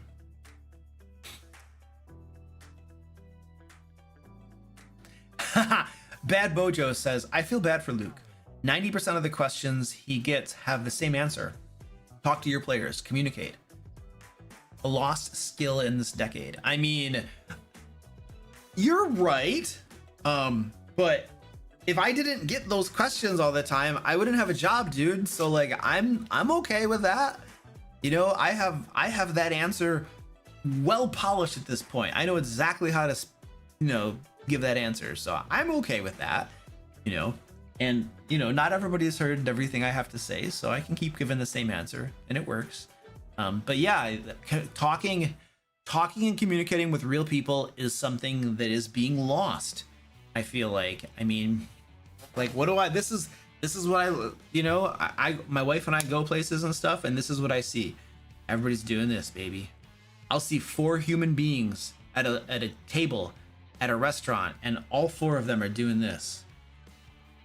And who knows, they might be texting each other for all I know. It's like, wow, this is why, you know, there's no communication that happens, because we don't know how to do it anymore. Which means that people with big mouths that can actually communicate are going to be in high demand. I'm iffy about 5.5e's release. Most of the 5e players never experienced an edition changed, even a soft one like 3e to 3.5e. How many of them are willing to spend more money on rebuying the core books? I don't know. The thing is that they're making the classes more powerful in the core book that's going to be coming out. So the appeal is going to be buy the new books, get more powerful characters. That would be my guess. And if you now see, if I wanted to be super sleazy, this is what I would do. Like if I were a Hasbro executive who just wanted to make my bonus, you know, at the end of the year stock option bonus, and this is what I would do. I would make it so that when 5.5 or 6th edition comes out, the new classes, the new 6th edition classes, that's all that's available on D&D Beyond. I would sunset, this is corporate speak, I would sunset the old material. I would make it slowly less and less available to people. So when you go on D&D Beyond and you want to create your character, like, you have to use the new character options, the new class options, the new races and feats and stuff. Well, they call them species now, I think. You have to use these new options, because if the majority of people either play using D&D Beyond or at least create their characters using D&D Beyond, if they're playing in person, they still maybe create their characters there for convenience. If you can sunset and get rid of the old options and only have the new ones available, well, giddy up. You're going to be heavily pushing people to buy those new books and use that new stuff. So if I were a sleazy bastard who just wanted to make money, that's what I would do. I would sunset all of the old material on D&D Beyond and make people buy the new content. That's what I would do, baby. That's what I would do. Now you're gonna have a lot of people be like, hey, I bought the books. I bought the content. And they're right. They did. They bought the content. They bought those old books, but it's a digital book. They can take that baby down whenever they want, I suppose. Like, I don't know what their terms of service are, but more than likely they can take that down if they want to. So I don't know. Question is would they get away with it, or would people freak out? I don't know. But yeah, that is you're totally right, Kadjet. That is the good thing about owning the physical books, or even if you had a PDF. Shoot, even if you had a PDF, nobody can steal that from you. You put it on Google Drive, you put it on your Dropbox. It's yours forever. Your computer can blow up, you still have your PDF. Your house can burn down, and you still have your PDF. But they can change whatever they want on D&D Beyond. There's no guarantee. I think. I haven't read the terms of service. It's probably 1,000 pages long.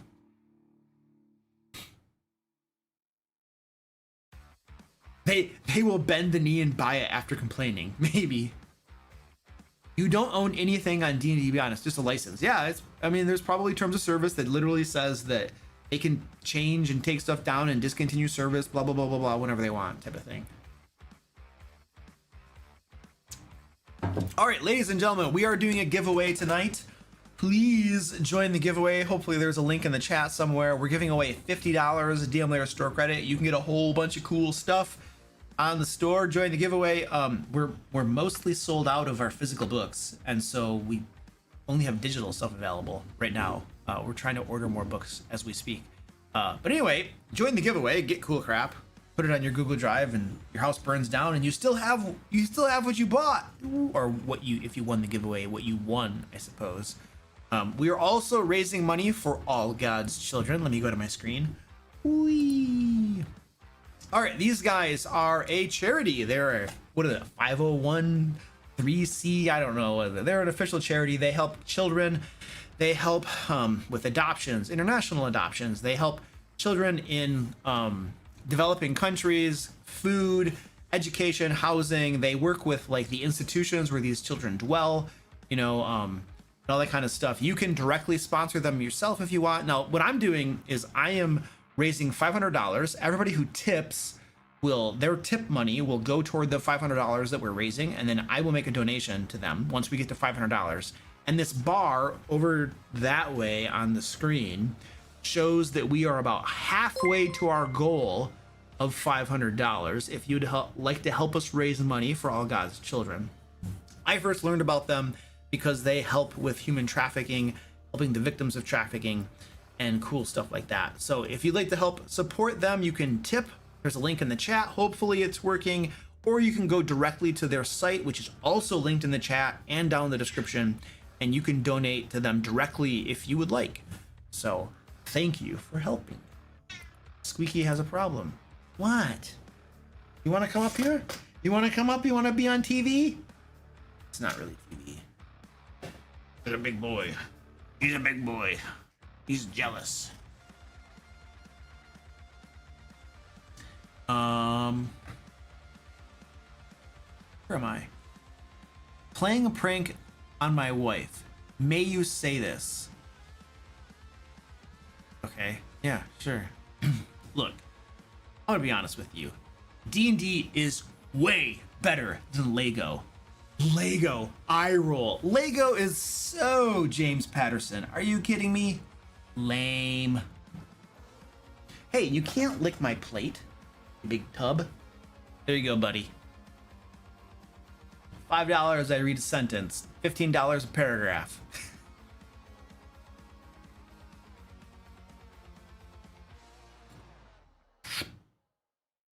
All right.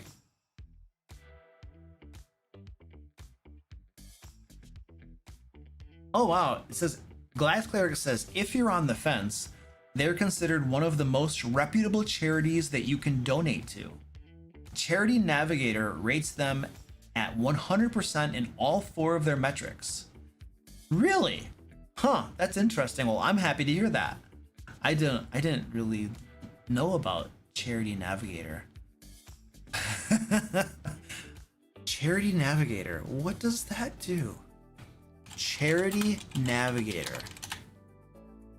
So it helps you, like, what? What does it do? Let's just go over here and take a look at this. What does this do?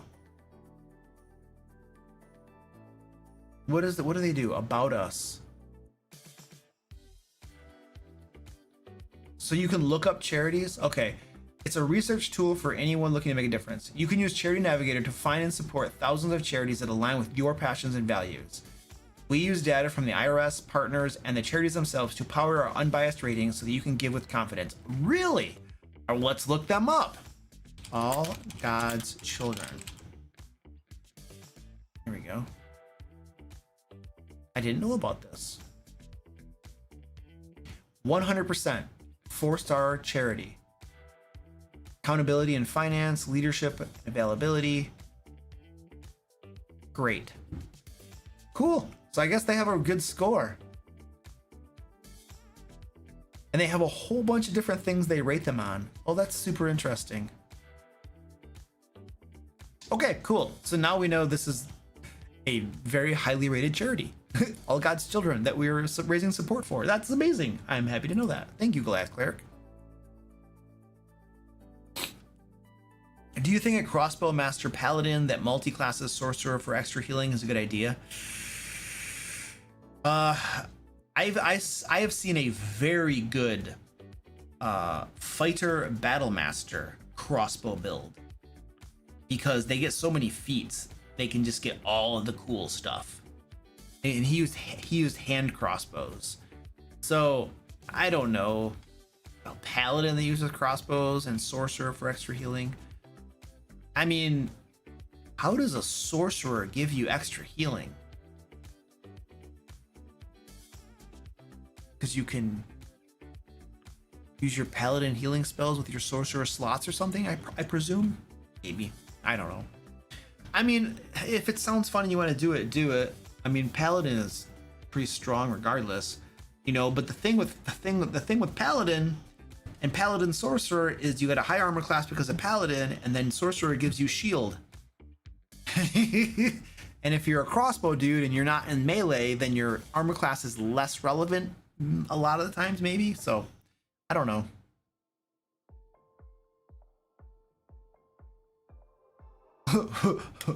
What's the best way to politely say you're creating new mechanics for your class and it's causing you to become insanely overpowered compared to the rest of the party? I think you just said it. That's pretty good. That's probably about as polite as you're going to get, Bree. I mean, I'd go with that. I don't think I would say it more politely than that. I would just add a new sentence at the end of what you said. Stop. Stop. Yes, the kitty is desperate. Squeaky, please. This is what he does all day. I'm trying to work and he's up here wanting attention. How do you spice up 5e as the game master when you feel bored with the system but your players are fine with it? Find a new group. Find a new group, baby. Find a new group. I mean, it's easy. You're the game master. If you're running Pathfinder 2 or Dungeon Crawl Classic or whatever you want to run, and your players don't want to run it, well, then they can go find a new group, and you can find a new group. And I guarantee you, as a game master, you're going to probably have a whole lot easier time finding new players than they will finding a game master. I mean, that's like the cold, heartless solution, I suppose. I mean, you can beg and plead and try to convince them and stuff, but I mean, I'm kind of in the same boat myself in a way. Like, I have a group that plays 5th edition right now, and I'm over 5th edition, man. I am so tired of playing 5th edition. But they all want to play 5th edition, and they pay to play with me. So I can't. It's harder for me to just change it, you know? So I'm kind of stuck with it. But I hate 5th edition. It's stupid at this point. It's just, yeah, I don't want to play 5th edition anymore. But what are you going to do? So I'm sucking it up. It's what I'm doing. Dungeon Crawl Carl.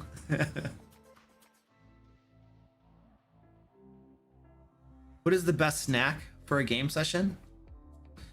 Jerky is really good. Pizza's good too. Cheese, jerky and cheese. Ooh, and beer. That's really good. Jerky, cheese, and beer. You can't beat that combo. No snacks and just coffee? You could.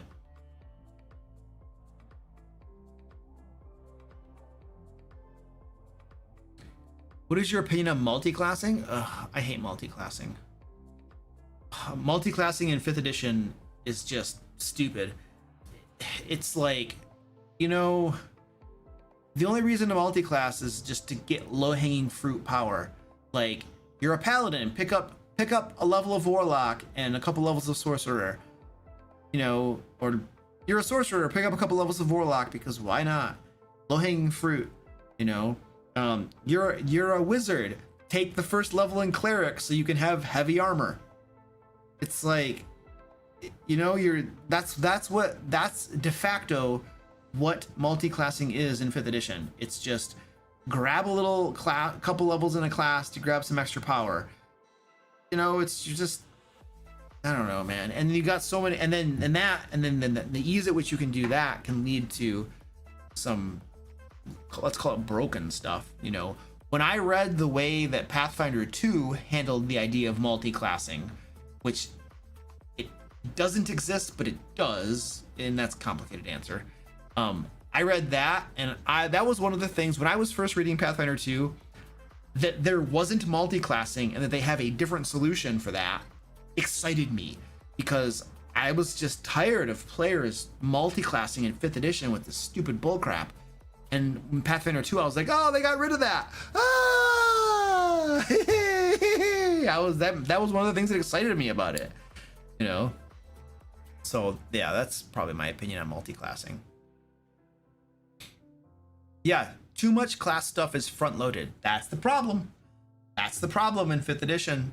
They front-load so much stuff that makes picking up a few levels here and a few levels there just make you way more powerful.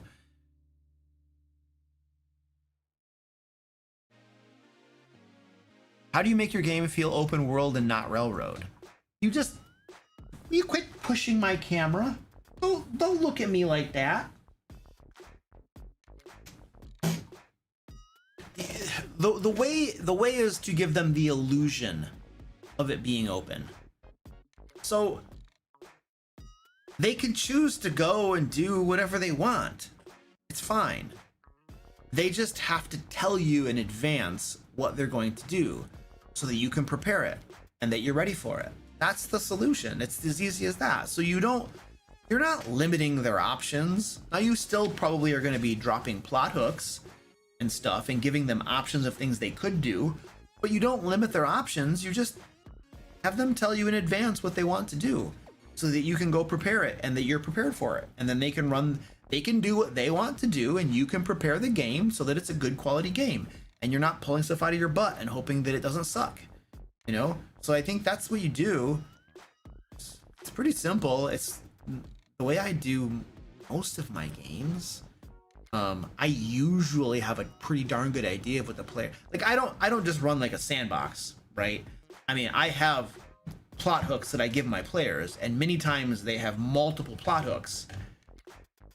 I usually have a pretty good idea of what they're going to do, and I'll still ask them to be sure and then prepare the thing that they tell me, you know. But that's how you do it. It feels open, but you can still prepare stuff and you're not pulling crap out of your butt.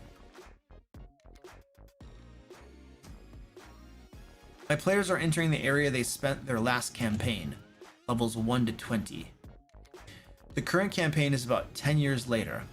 How do you handle players meeting PCs from past campaigns? I don't know, you just do it. I don't know what I'm supposed to say here. You just do it. You figure out how you want to do it and you do it.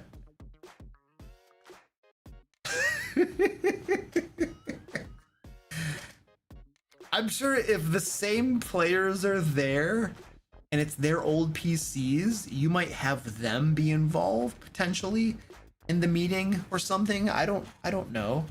Will you stop licking the plate?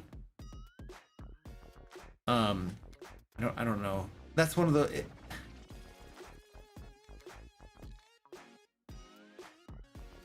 there's a million and one different things that happen in a game, and that's one of them. And my answer to how to implement it is you just do it. Figure out something you think is cool and you do it. I'm sorry that answer sucks. Just do it. Just do it, Nike. Just do it. Just do it.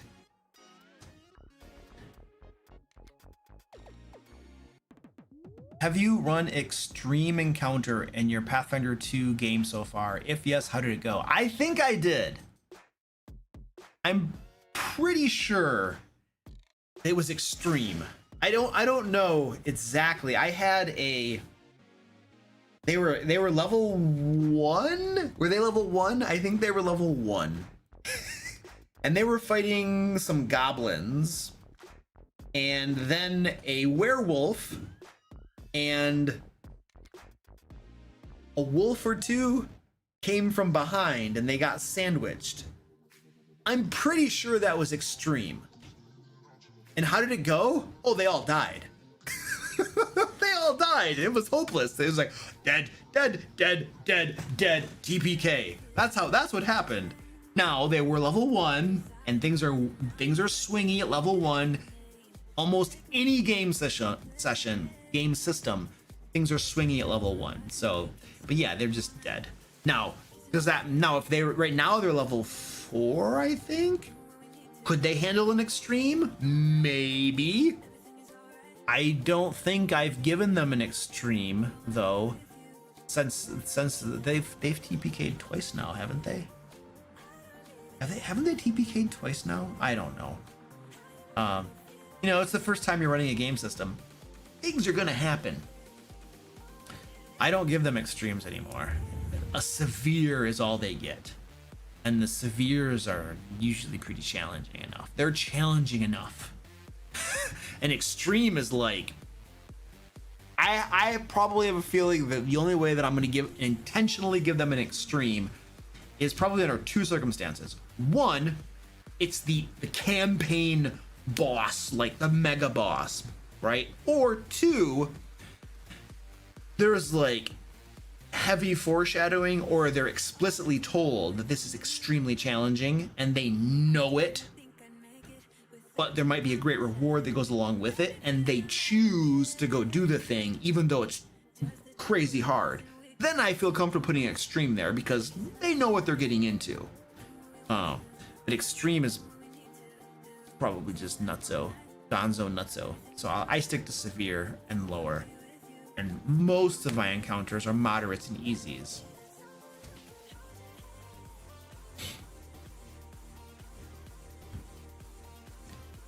I think Abomination Vaults has a really notorious encounter on the first floor of the dungeon that really likes to TPK if level 1s wander in there. Is it the gelatinous cube? I was playing Abomination Vaults. I think this was the one.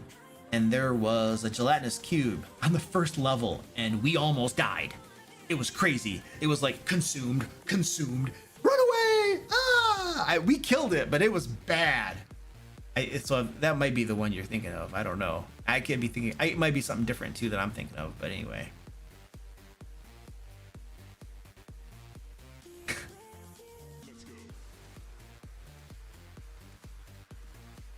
Oh gosh, yeah. I mean, if players leave things alive behind them and they get sandwiched later, I had a TPK like that once. It's rough. What's the most TPKs between the same group on the same setting you've ever had? Probably a couple, maybe 2 or 3. Like, TPKs don't happen that often in my games. Like characters might die, they just raise them again.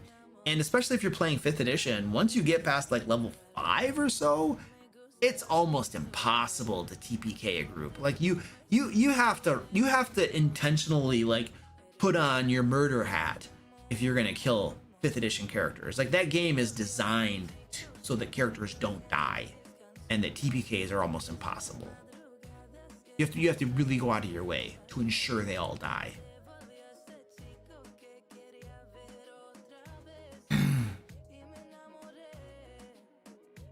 Would you suggest playing online rather than in person? No. Whenever at all possible, play in person first. Hands down.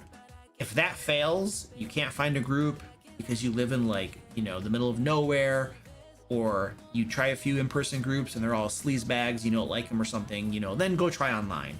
But I would always recommend you try to play in person first. Find an in-person game. They're way more fun. Unless you get like a bad game master or the other players are not people that you enjoy hanging with or something, that's possible, right? But if you can get normal, like, or I shouldn't say normal people, but like if you can get people that you enjoy hanging out with, that are fun to hang out with, in person is going to be way more fun, almost always. But if you can't get that, then play online, because it's not like it's not fun, it's just not nearly as fun. Do you sell murder hats? I should. No, I would never. I'm not gonna sell murder hats. Merchandise like that doesn't sell very well. It's really stupid. Shirts and hats and stupid crap. That doesn't sell. Nobody buys that crap. So no, I won't sell murder hats. But it would be cool if somebody did. Okay, guys, we're gonna draw the winner to the giveaway, and then we're done. I'm going to bed. All right. The winner to the giveaway. I'm drawing them now. Wait, Luke, I didn't sign up. I've been talking about it all night. All right. Jamie from North Carolina. Jamie from North Carolina, you have won the giveaway. Congratulations. I will send you an email. We will get you hooked up. It'll be happy. Karkskimi says, do you guys have any trouble to track all the bonuses and penalties or conditions during your Pathfinder 2 game? That was a nightmare at first. And then we bought these condition cards, and one of my I'll show you, let me show you them to you.